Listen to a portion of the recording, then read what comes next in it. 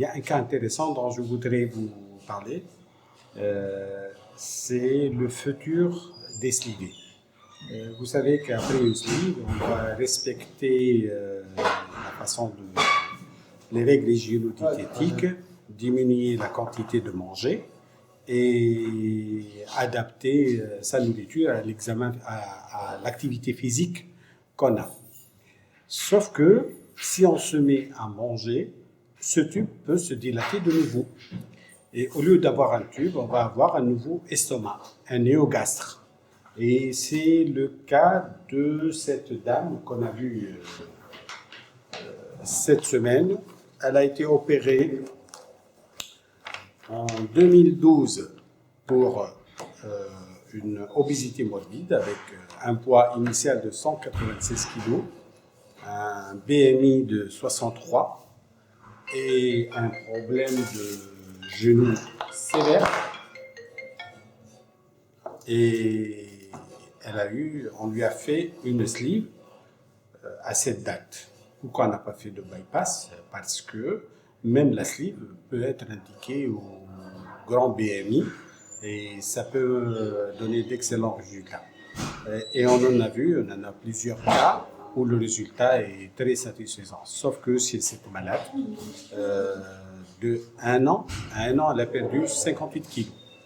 Ensuite, la deuxième année, elle a arrêté la progression de la perte du poids. Et à partir de la fin deuxième année et troisième année, son poids a stagné à 140,5 avec une stagnation définitive. En cas d'échec, et on en a vu, il y a toujours la possibilité de se rattraper par un bypass après une sleeve. Cette patiente, à partir de la deuxième année, elle a stagné. Elle a stagné en poids à 140 kg. Même si sa qualité de vie s'est améliorée par rapport à ce qu'elle était à 186 kg, il fallait encore perdre du poids, au moins descendre jusqu'à 90 kg. Donc on a analysé le pourquoi de la stagnation pendant 2 ans et on a fait une opacification et le tube s'est dilaté. C'est la formation d'un néogastre. Vous allez voir les radios de l'opacification préopératoire avec une dilatation du fundus et la formation d'un new fundus. Et la malade a retrouvé un estomac sensiblement de contenance habituelle, quoi. Et elle mange normalement. L'attitude dans ce cas, c'est de réduire la poche, de resliver, de remettre et de faire un bypass.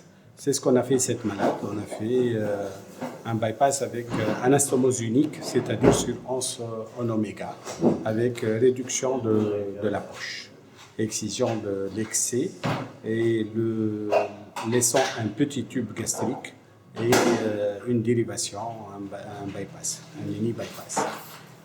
On verra son évolution, mais on s'attend qu'elle va reprendre une courbe normale de perte du poids habituel et on espère descendre à 90 kg pour elle.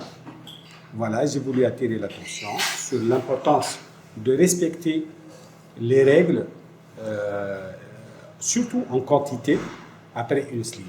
Il faut garder toujours le réflexe de manger en petite quantité.